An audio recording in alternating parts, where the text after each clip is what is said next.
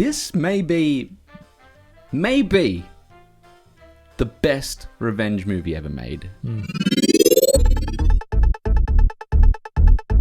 Welcome to another episode of Neon Radio. I'm Reece. I'm Dan. I nearly got wiped out by Reece with his left hand. Battle. It's been a battle today. Exactly. Yeah. This week we're doing the fourth film in the Quentin Tarantino filmography, Kill Bill Volume 1. After awakening from a 4-year coma, a former assassin wreaks vengeance on the team of assassins who betrayed her. Why is it when I hear the word vengeance, it reminds me of Pulp Fiction? Why Pulp Fiction? I will strike thee with vengeance. Oh, straight to like Samuel L. Jackson's like monologue and speech. I just see his head just in my head. Like a barking dog. With vengeance and wrathful fury or something like that. That's so good. So cool. Makes me want a burger. Oh. I'm hungry. Oh, wow. Yeah, it does, doesn't it? Yeah. It's crazy. Big kahuna. How's the style on the Big Kahuna? The style of this film, the style of this film is I was trying to do a segue. I know, we are very tired, and this is the second time we're doing this. So, it's trying to keep energy. But yes, stylistically, this film is great. Yes, it is great. It has it takes from so many different homages, so many different locations, old karate films with sound effects, the way it's shot, different motions and movements like that. The characters, the outfits. The outfit, her yellow and black jumpsuit, similar to Bruce Lee. That old Australian grindhouse exploitation film, Patrick. Yeah, Patrick. Yeah. Yeah. So with her in the coma, it just takes from so many different locations and in this mishmash turns it into this cohesive, interesting story and packaged beautifully. Yeah, and only Tarantino could do it. Yeah, I believe. Exactly. It's packaged in this really, really pretty film. Yeah, man. The cinematography is Robert Richardson. I'm taking my hat off. I will, but I won't. He's like, I'm scared. I don't want to do that. Bad hat hair. One day I might. But yeah, it was. That'll be the day. It was wow.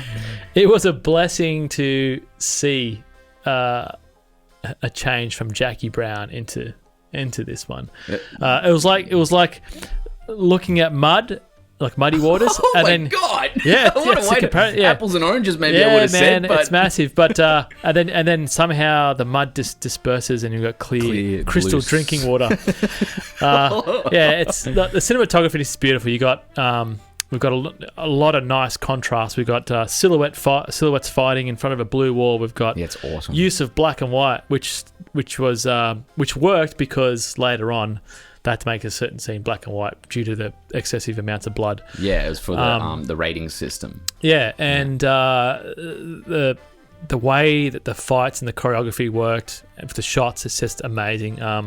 One particular scene which I mentioned in the podcast is where the bride is with Cottonmouth. We're in front of a big window.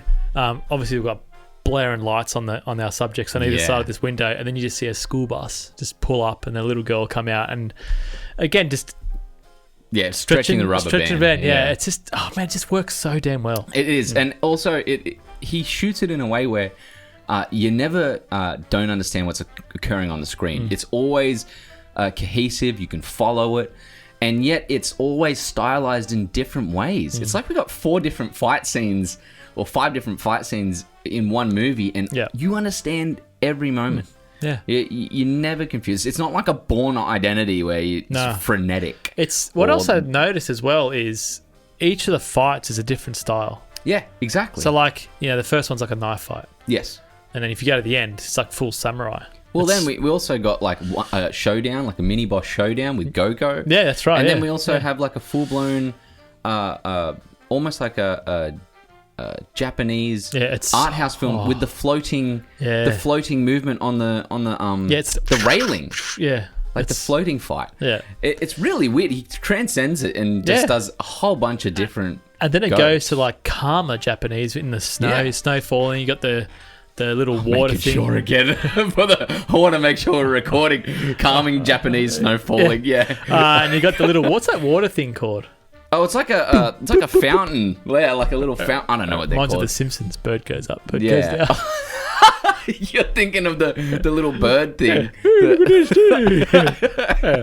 But yeah, it works well. Yeah, it does. The movie is pretty, and it also packaged in this like it's a very common type of story trope. But I'm gonna say it. This may be the best revenge movie ever made. It could be. It could be. I mean... It's a big call, but stylistically, I think it is. Yeah, stylistically, it definitely is the most unique. And that's because it takes from everything. Yeah.